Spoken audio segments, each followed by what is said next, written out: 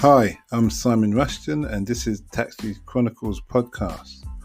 On this podcast, we spontaneously interview unsuspecting passengers with their permission, allowing them to share their intimate life stories and concerns. As our slogan states, real riders, real stories. Some riders prefer to be anonymous, while others ask me to tell their story later on. Either way, there are all genuine 5 to 10 minutes stories, so sit back and enjoy this episode. Morning. Yes, we're back. This is a special one today because I've just picked up a really friendly, likeable guy from the airport. We've been driving for the best part of an hour and we haven't stopped talking in that whole time. It's just been chit chat about everything. About everything. And he's well travelled, obviously I'm well travelled, and I just have to record this conversation. Now it is an hour, but we're going to break it up in segments when I come to edit. Well, I never edit, I always play it as it is, so I just break it up and publish it as different episodes. But Ben, hello. Welcome. Hello. We've got another hour to ride. We're going to Brighton from Heathrow. And we were talking about Djibouti. We were indeed, yeah. So you continue and we just take it from... let's do a bit of background of yourself. Yep. What you said tell us what you do. So I work in kids books. I'm an editor and agent for children's writers, and I live to travel, really. I do my job. I love my job. I'm passionate about kids getting books that inspire them and get them out of a little hole or a fix. And but the money that I earn, I don't see much point in savings, and there's a big old world out there, and I want to get out there and see it, and particularly dive with it, because I'm a big scuba diver. Okay. Well, I love snorkeling, and I scuba dived as well. Nice. I used to live in Kenya, as I mentioned to you, so I used to snorkel every day. And then I realised about the tide. I used to think, if I go to the beach at 2 every day, the tide would be out, but it wasn't, because it changes it changes every 6 hours and over, But yeah, it was a great life, and lots of... where's the best places that you've snorkeled? Well, snorkeling is hard work, whereas diving is the opposite. Where's the place? I've dived in Jordan. Jordan's good. And Kenya. I'm meant to go to the Maldives and dive. I've got a friend in the Maldives. Was just before lockdown? I nearly cancelled the trip. I'm so glad I didn't, because we came back before the lockdown started, I think. And it was incredible. I'm a bit of a shark nut, although I do like all sorts. I like everything. I like the little stuff and the big stuff and the corals and the reefs and everything, really. But far and away the best place I've dived is almost impossible to pronounce. It's in Mexico, or off Mexico, and it's a place called the Revillagigedo Archipelago, which includes Socorro, San Benedicto, Roca Partida, and the other one. But yeah, out there you get dolphins that actually want to come in and play with you. They want you to meet their kids. You get manta rays that come right in, and then the dolphins see that you've got a manta playing with you, and the dolphins get the humps, so they try and get between you and the manta, and then the manta's like, oh no. Is that mantis stingray? Yeah, the giant rays. The big ones. Massive, that's 6 meters across. Yeah, thank you. I swam, when I was snorkeling in Kenya, in Mombasa, you've got a reef, it's 1 kilometre from the beach line, so you swim out and it's quite safe. Yeah. So as I swam through where the reef is, the tide was out. Yeah. So it was, there's lots of breaks from the bubbles from the waves. And as I swam through there, it became clear. And then what did I see? A mantis stingray, sea turtle. They're not stingrays though, but they are manta rays. Oh, is it? Yeah. A sea turtle and a bunch of other Finding Nemo fishes. Actually, one thing I've discovered about manta ray, or I haven't discovered it, I was told it, but one thing we found out there is that manta rays, and they're not alone, seals like this as well, they like bubbles on their bellies. And particularly if those bellies go down to their pits. So if you have a manta ray coming up above you and you try and time it right, you'll be blowing your bubbles up, trying to hit the manta's belly, and they do this little shake, a little shimmy. And they love it, and then they come back and they play again, and it's so much fun. Okay, bubbles on the big this fish. is just to make sure we're on the same page. The mantis. So what's the difference? We call it a bubble chub.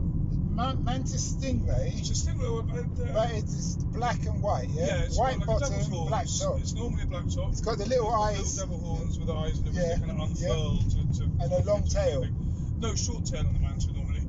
My one had a long tail. That will be an eagle ray, probably. Which it was big. Yeah, there'll be either devil ray, eagle ray. They're all the same species. Because but they are big. When I swam through the reef where the bubbles were, and I saw the sea turtle and the fishes, lots of colourful fishes. I call them Finding Nemo fishes because it reminds me of Finding Nemo. That's the only thing that's drawn blood from me in the sea is Nemo fish.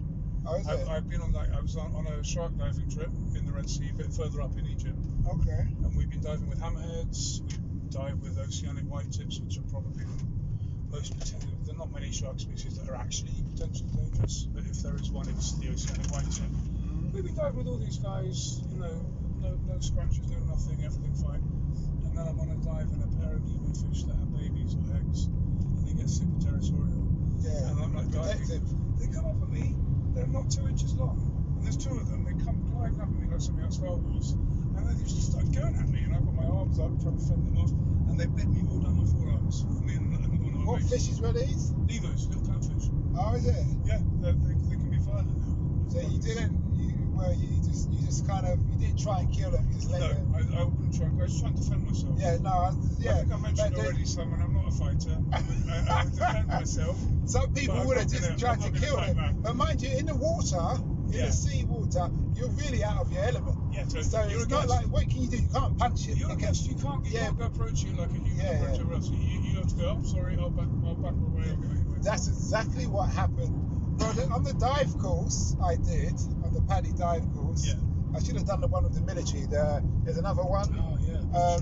Sorry? The military. The military one is like the Rolls Royce version of dive. And it's, I can't remember what they use. Well, it's BZAC. Yeah, BZAC. Yeah, that's what I trained with when I was a teenager. Yeah, I should have done that, the BZAC one. Yeah. It's much more thing. But I did the Paddy. But they teach you that don't touch anything in the water. If it swims slow, it's dangerous because it's comfortable while it's swimming slow. If it swims fast, it doesn't want to be touched. Yeah, that's quite often true. I mean, that's not always. There's lots of things that swim slow. Well, I've seen dragonfishes. Yeah. In Mombasa. The little dragonfish. No, it's a big one. The dragon one with all the spikes. Lionfish. The lion. Oh man, you don't want to go near them. Yeah, because it's the spikes. It looks kind of see-through. They look beautiful, and they're super slow. Don't touch. But if it spike you, end your day. So if you do that, if you ever do get stung by one of them, you don't need to pee on yourself. No, it's not pee. It's a myth. Pee is supposed to work on jellyfish, but it doesn't work on them. No, you want to put it in water as hot as you can possibly bear. Much like we were talking about viruses living on a surface that can cook an egg. Yeah. The proteins in that venom will die if they get hot enough. So burn yourself or not die. quite burning, but as hot as you can bear. Yeah. Really, almost hotter than you can bear, and that'll do it. But actually, lionfish are they're supposed to be like in that area in East Africa, Red Sea, all across the Indian Ocean, right down to Australia. But they're not supposed to be in the Americas, and there are a lot of them, and they breed quick, and they can breed when they're very young, and they're super efficient predators. And then those spikes, that venom means that in that part of the world, generally animals don't eat them. So in the Red Sea and in the Indian Ocean, there are sharks that will eat lionfish, and there are other groupers will eat them, or whatever. In the Americas, the body of the lionfish is really small, yeah? Yeah, exactly. Yeah, okay. And so in the Americas, the groupers will take a bite and then they'll spit it straight out because it's got the sting from the venom. So they've started, you can get a license to kill. And having always been Mr. Wildlife guy, I'm like, no, don't touch the wildlife, drift along, all nice, blah, blah, blah. And then suddenly they give me like an hour and a half lesson on how to kill lionfish because out there they're a serious predator, serious pest.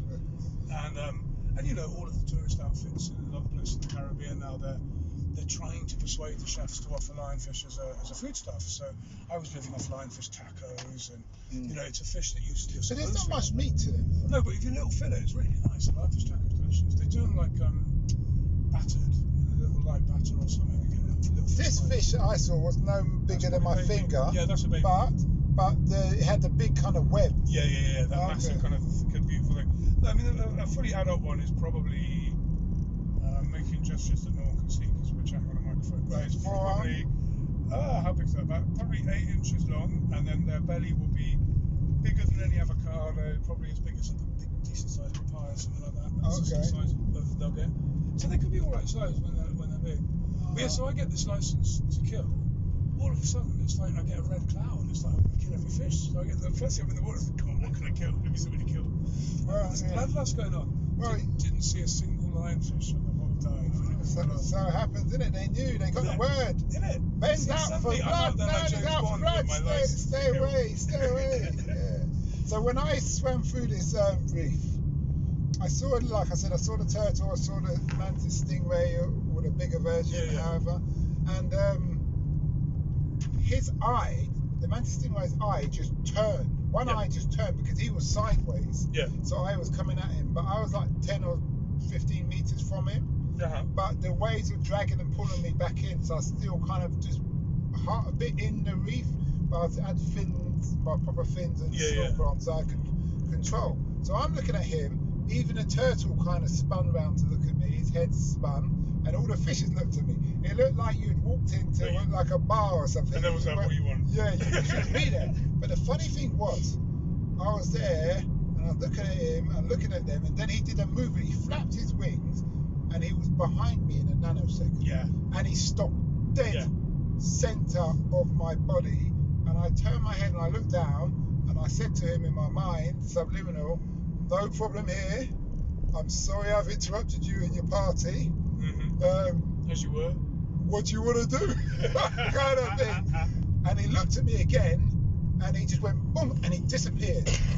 I mean, he literally disappeared, and I was like, okay, Simon, it's time to go home. Time to go home. Back through the reef. Don't stop.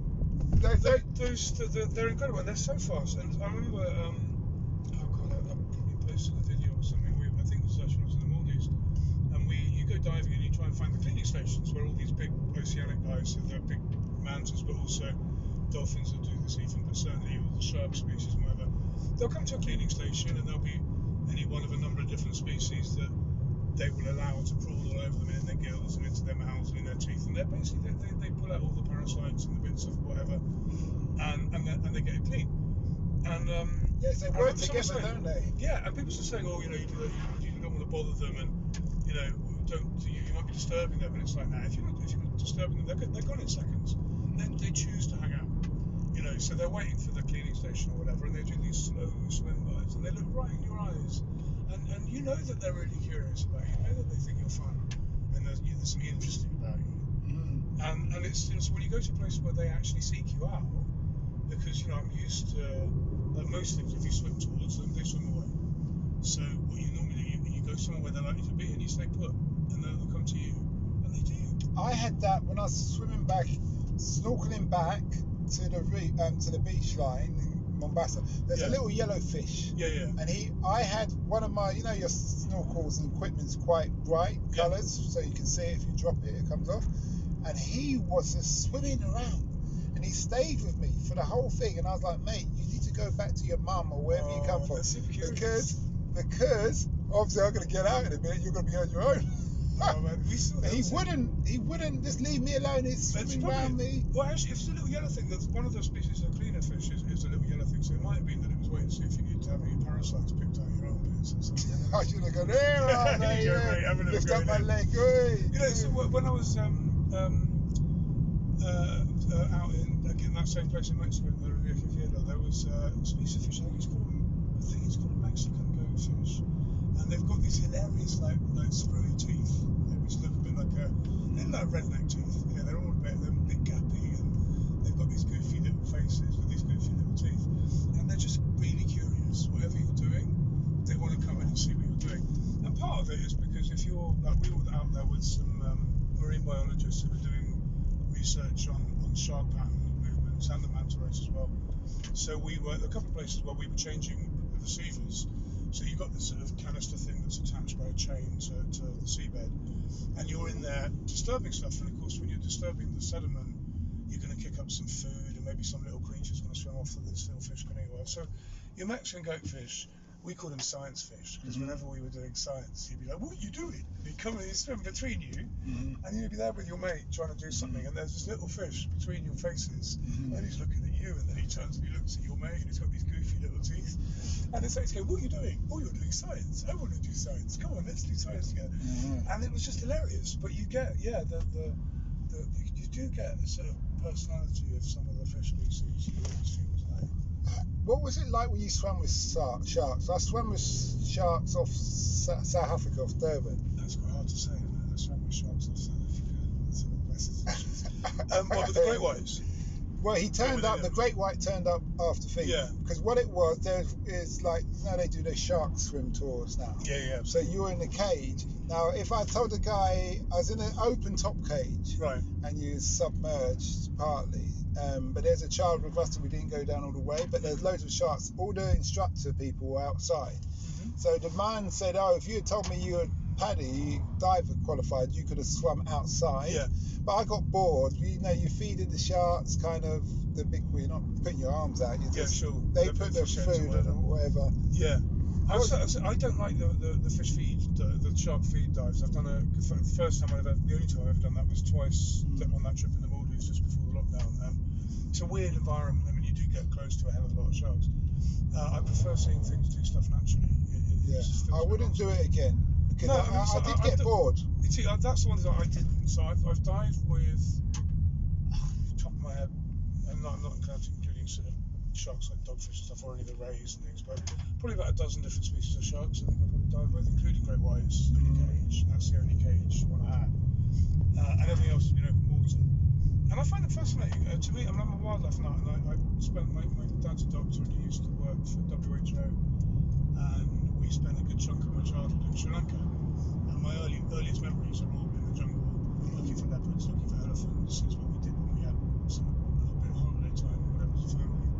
So to me, watching a shark is a bit like watching a leopard or a lion or a tiger or for that matter, watching an eagle or a buzzard or a fox. So you weren't hunting the animals, you're just observing. I was observing them, and to me it's like sitting and watching something that magnificent that is that good at what it does. And in the case of a shark, it's been like that for the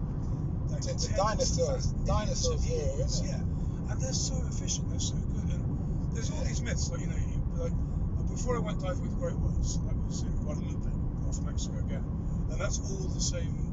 They're like it's an island, kind of a chain. The underwater is the same mountain range that has the Galapagos down further down, so it's this whole offshore kind of mountain range that just pops up little islands into the surface. And all of the big ocean species come into them to get cleaned. So Guadalupe is known to be one of the very best great white places in the world. And there's a season in about October when the big females come in, including Deep Blue, who's the very famous massive one, who's 6.5 meters long and all that. And it's breathtaking. And all of us, there was one girl I think on the trip who'd done it before, and of course the guides and all that. But most of us had never done it. Most of us were absolutely so excited to see them and so excited to do it. But I remember we were having this conversation like 2 nights before we got on the boat. We'd all arrived. We go, do you think we're going to get scared at some point?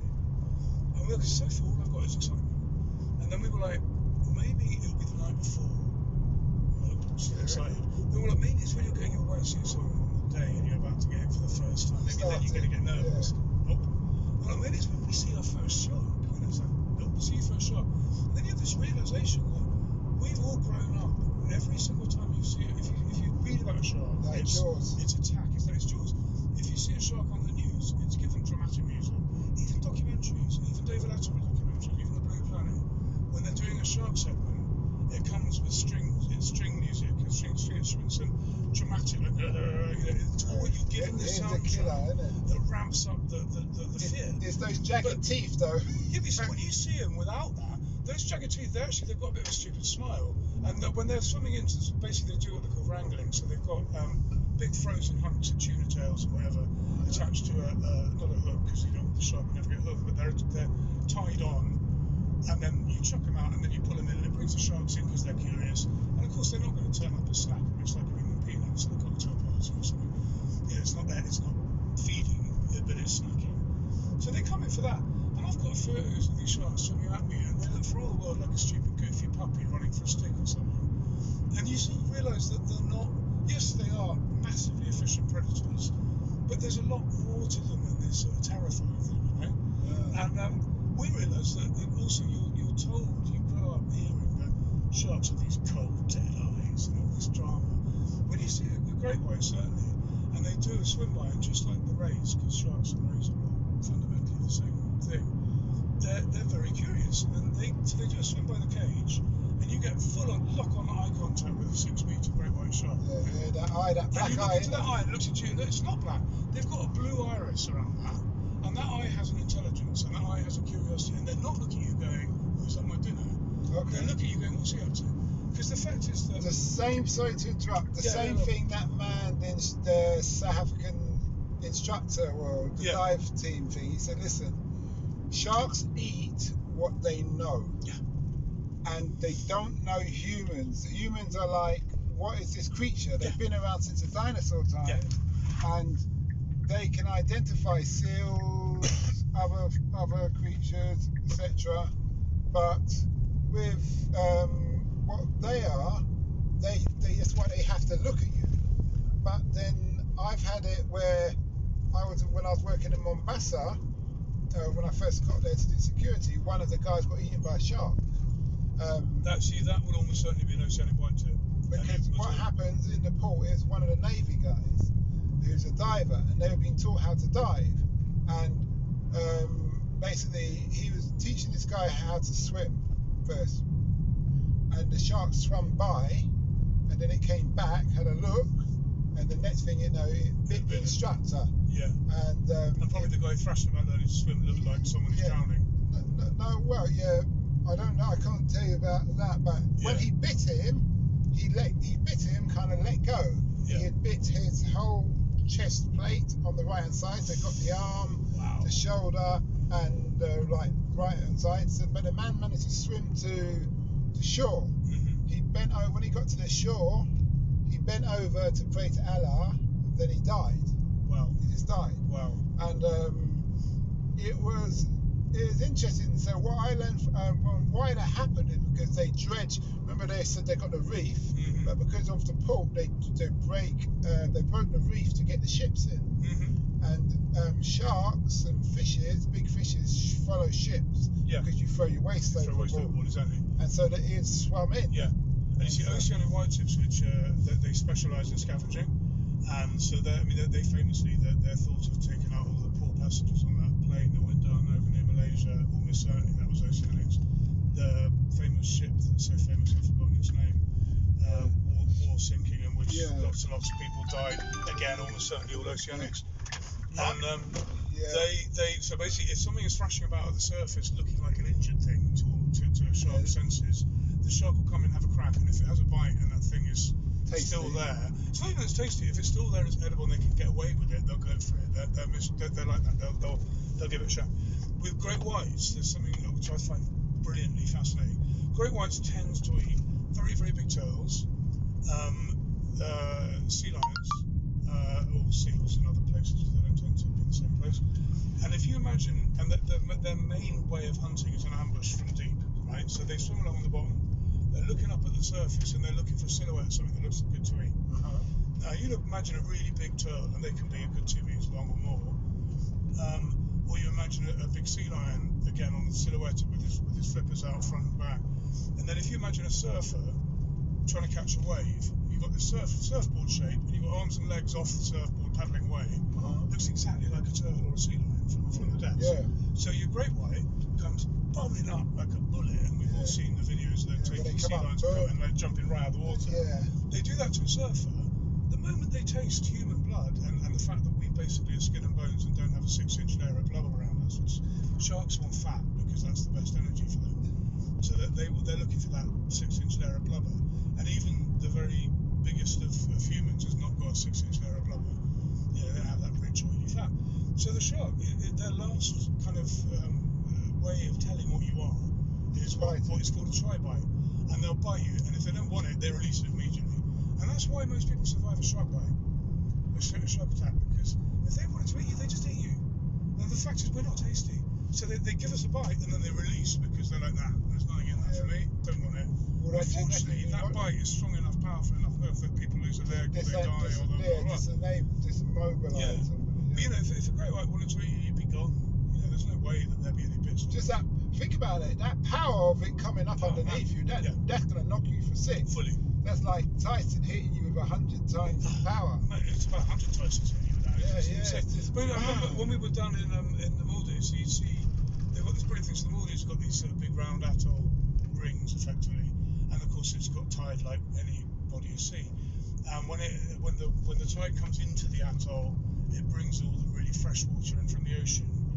And then when it runs out, it brings out all the sort of slightly murkier water from inside the atoll. And on those currents, there's a lot of nutrients. Those little things bring in the little fish, which bring in slightly bigger fish, blah, blah, blah, which bring in the sharks. So when you're sitting there, you've got these mental currents that are trying to pull against you. And you have a hook on a piece of rope, and you hook it onto a bit of the reef. And you're like Superman, you're hanging in this mad current that's flowing at you. And you stay there and you watch. And you see these sharks, and there's a wall of them. There's like hundreds of sharks. And they're just there waiting on the off chance. And most of the time, they're just cruising by. Occasionally, one of them might come close enough to show a bit of interest in, what's this thing on a string? But really, they're not bothered because we're not their prey at all. And we're actually bigger than most of their prey anyway, so they're not even going to investigate. But then, on a couple of times, we were there. I don't know what it was they saw, but something was either injured or giving out an electrical signal or electromagnetic signal, something, one of the many things the sharks can read that we can't, that told them something is worth attacking. Suddenly all of these sharks just peel off and they all bomb down into this sort of writhing mass. And there's maybe 100 of them coming in. And that, you asked me what it is to dive with sharks, that is the most exciting thing ever. That's like watching a lion make Imagine they was all coming at you though. But it wouldn't. That's the thing is that you. No, but I'm saying if the thing there is coming from behind you, and you're in between, you'll be like, ah! No, for sure. That's the thing is that basically when you get to know them enough, or you get to hang out with sharks enough, you realise that you're just never on the menu.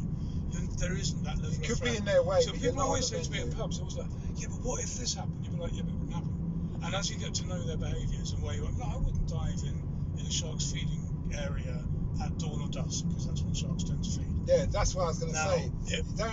Don't snorkel. So I meant to do a swim from Kenya, from Tanzania to Somalia for charity. Wow. And it's going to take me about. Yeah, I will. Oh, really? Yeah, I'm going to do it. Just make sure you got good support crew because there's a lot of oceanic white tips out there. And I know. Swimming at the surface makes you look like something that's struggling. No, I have snorkel kit, and I have the guy who's helping organise it wants to have the Kenyan Navy alongside. Oh, okay, cool. Yeah, and stuff. Just if you do see sharks, don't shoot them. No, don't shoot. Just scare them off. No, they may, but I tell them they're not allowed to. Tell them Ben said so. You can scare them off, mate. We've already killed 95% of them. We don't need to kill any more. Well, I think if they kill it, they're going to eat it. Yeah. So they're not the kind of people going to put things to waste. Well, true. Yeah, True. Stuff. But on another note, I know. We hope you liked that episode. Keeping in mind, we never know who we're going to interview. We post twice a day, 8 a.m. and 5 p.m. GMT. Have you ever considered the future economies to invest in? Why not listen to our sister podcast, Africa Investor Stories? Considering Africa has the fastest growing economies and population on Earth and has done for many years, it holds 30% of the world's known natural resources. We publish twice a week, Tuesday with a guest investor and Fridays talking about investment, politics and history, providing a clear understanding for any potential investor.